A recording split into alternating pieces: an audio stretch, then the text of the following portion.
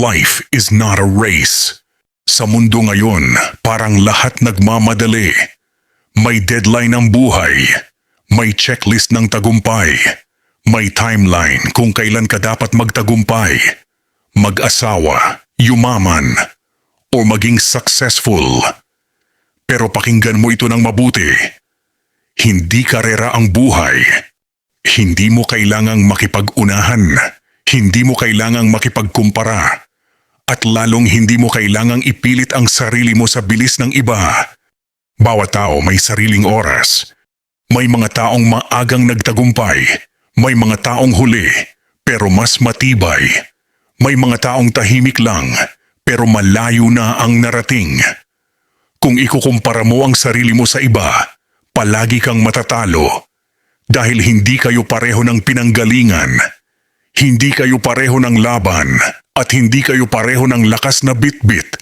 Ang problema, kapag minamadali mo ang sarili mo, hindi ka lang napapagod. Nasasaktan ka rin. Ang pagmamadali ay kalaban ng kapayapaan. Kapag minamadali mo ang proseso, nagkakamali ka, nawawala ang focus mo, hindi mo na na-enjoy ang ginagawa mo, at mas lalong bumibigat ang loob mo. May mga bagay na hindi pwedeng pilitin. Paghilom ng sugat, pagbangon mula sa pagkatalo, pagbuo ng tiwala sa sarili, pag-unawa sa buhay. Ang totoong progreso ay tahimik. Hindi lahat ng umuusad ay maingay. Hindi lahat ng nagtatagumpay ay may papuri. At hindi lahat ng mahalagang progreso ay nakikita ng iba. Minsan ang progreso ay hindi ka na umiiyak gabi-gabi. Mas kontrolado mo na ang emosyon mo. Marunong ka nang humindi. Hindi ka na naghahabol sa mga umalis. Mas pinipili mo na ang kapayapaan kaysa validation. Hindi ito maliit na bagay. Ito ay malalaking hakbang. Kahit mabagal. Mabagal ay hindi ibig sabihin mahina. Ang puno ay mabagal lumaki. Pero kapag tumibay, hindi basta-basta nabubuwal. Ang apoy na biglang sumiklab, madaling mamatay, pero ang baga na dahan-dahang umapoy, matagal bago mapatay. Ganito rin ang buhay. Mas mainam ang mabagal, pero sigurado. Kaysa mabilis pero wasak. Hindi mo kailangang patunayan ang sarili mo. Hindi mo kailangang ipakita sa mundo na okay ka. Hindi mo kailangang ipaliwanag kung bakit mabagal ka. Hindi mo kailangang makisabay sa ingay. May mga laban na sarili mo lang ang nakakaalam at sapat na iyon. Kung ngayon ang kaya mo lang ay bumangon, magtrabaho, mabuhay araw-araw, igalang mo ang sarili mo. Hindi ka tamad. Hindi ka huli. Pagod ka lang. At ang sariling pace ay sariling kapayapaan. Kapag tinanggap mo na may sarili kang pacing, mas kalmado ka, mas malinaw ang isip, mas buo ang desisyon, mas matatag ang direksyon. Hindi ka na madaling mainggit. Hindi ka na madaling madala ng pressure. At hindi ka na madaling mawala sa sarili mo. Paalala para sa'yo, hindi ka na huhuli. Hindi ka na pag-iiwanan. Hindi ka talunan. Ikaw ay nasa proseso. At ang proseso ay hindi minamadali. Ito ay pinagdadaanan. Kung na ngayon ay mabagal ka, ayos lang. Kung kailangan mong huminto, ayos lang. Kung kailangan mong magpahinga, ayos lang. Ang mahalaga, hindi ka sumuko. Gawin mo ang mga bagay sa sarili mong pace. Hindi mo kailangang makipagkarera sa mundo. Hindi mo kailangang patunayan ang halaga mo sa bilis.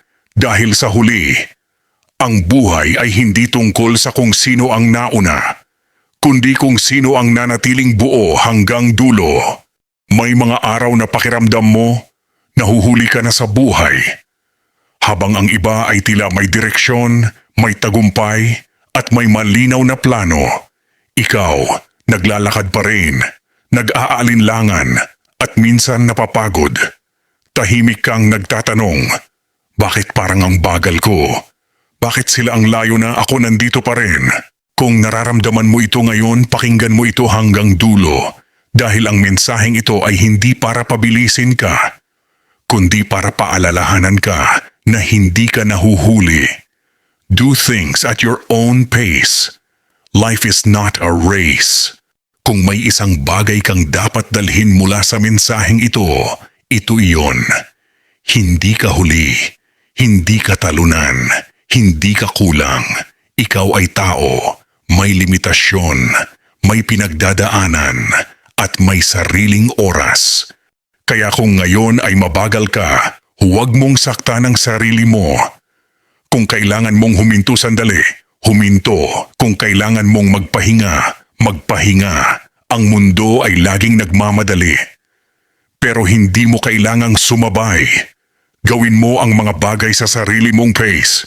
Dahil sa huli, ang tunay na tagumpay ay hindi nauuna. Ito ay nananatiling buo hanggang dulo. May mga sandali sa buhay na kahit ginagawa mo naman ang lahat ng makakaya mo, pakiramdam mo, kulang pa rin. Parang kahit anong sikap, may mas nauuna pa rin sa'yo. At doon nagsisimula ang pressure. Pressure na dapat mas mabilis ka. Pressure na dapat mas malayo ka na. Pressure na dapat may napatunayan ka na. Pero ang totoo, ang pressure na iyan ay gawa ng paghahambing, hindi ng katotohanan. Hindi pareho ang simula ng lahat. May mga taong may suporta, may mga taong may koneksyon, may mga taong may kalayaang magkamali ng paulit-ulit, at may mga taong tulad mo na kailangang maging matatag kahit walang sumasalo. Kailangang magpatuloy kahit pagod na. Kailangang ngumiti kahit mabigat ang loob. Kung pareho lang ang pacing ninyo, hindi ibig sabihin na pareho rin ang laban ninyo. Kaya huwag mong parusahan ang sarili mo. Dahil mabagal ka, mas mabigat lang ang bit-bit mo. May panahon na ang tanging tagumpay ay ang hindi pagsuko. Hindi araw-araw panalo. Hindi araw-araw motivated. At hindi araw-araw may malinaw na direksyon. Minsan ang tagumpay ay bumangon kahit ayaw mo na. Pumasok kahit pagod ka. Magpatuloy kahit walang pumapalakpak. Hindi bumalik sa mga bagay na sumira sa iyo. Hindi ito nakikita ng mundo, pero ito ang bumubuo ng tibay ng isang tao. Ang pagbagal ay hindi pag-atras. May mga pagkakataon na kailangan mong bumagal. Hindi dahil mahina ka, kundi dahil may inaayos ka sa loob mo. May mga desisyon na kailangang pag-isipan. May mga sugat na kailangang hilumin. May mga aral na kailangang unawain. Kung hindi mo hahayaang mangyari ang mga ito, kahit gaano ka kabilis, babagsak ka rin sa dulo. Hindi lahat ng tahimik ay nawawala. Ang lipunan sanay sa resulta, hindi sa proseso. Kaya kapag tahimik ka, iniisip nilang wala kang ginagawa. Kapag mabagal ka, iniisip nilang wala kang patutunguhan. Pero hindi nila alam, may binubuo kang disiplina, may pinapalakas kang loob, may inaayos kang sarili. At kapag dumating ang tamang oras, hindi mo na kailangang sumigaw. Makikita na lang nila ang pagbabago. Kapag tinanggap mo ang sarili mong pasa, magbabago ang buhay mo. Kapag hindi mo na kinukumpara ang sarili mo, mas payapa ang isip mo, mas malinaw ang desisyon mo, mas totoo ang mga hakbang mo. Hindi ka na basta-basta nadadala ng opinyon ng iba. Hindi ka na natitinag ng dapat ganito ka na. At doon mo mararamdaman ang isang bagay na bihira sa mundo ngayon. Kapayapaan. May mga bagay na hindi minamadali dahil mahalaga. Hindi minamadali ang pagiging buo ulit. Pagkatotoo mula sa pagkakamali. Pagkilala sa sarili. Pagbuo ng tamang direksyon. Kung minadali mo ang buhay, posibleng makarating ka. Pero hindi ka buo. Mas mahalaga ang buo kaysa mabilis. Mas mahalaga ang tama kaysa mauna. Isang paalala para sa iyo ngayon. Kung ikaw ay nalilito, napapagod, naiinggit, nawawalan ng gana, hindi ibig sabihin na mahina ka. Ibig sabihin tao ka. At ang taong marunong makinig sa sariling pacing ay mas may tsansang tumagal. Mas mabagal pero mas malalim. Ang lalim ay hindi minamadali, ang tibay ay hindi biglaan, at ang tunay na lakas ay hindi palaging maingay. Kung ngayon ay mabagal ka, ayos lang. Kung ngayon ay tahimik ka, ayos lang. Kung ngayon ay nasa gitna ka pa rin, ayos lang, hindi ka nawawala. Ikaw ay papunta pa lang. Gawin mo ang mga bagay sa sarili mong pace. Hindi mo kailangang makipagkarera sa mundo. Dahil ang mundo kahit gaano kabilis ay hihinto rin. At sa araw na iyon, ang mananalo ay hindi ang pinakamabilis, kundi ang hindi nasira sa pagmamadali. Kung ang mensaheng ito ay nakausap ang puso mo, mag-iwan ka ng komento.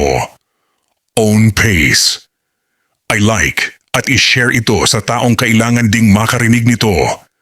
At kung gusto mo ng mas maraming tahimik pero malalim na mensahe, mag-subscribe ka.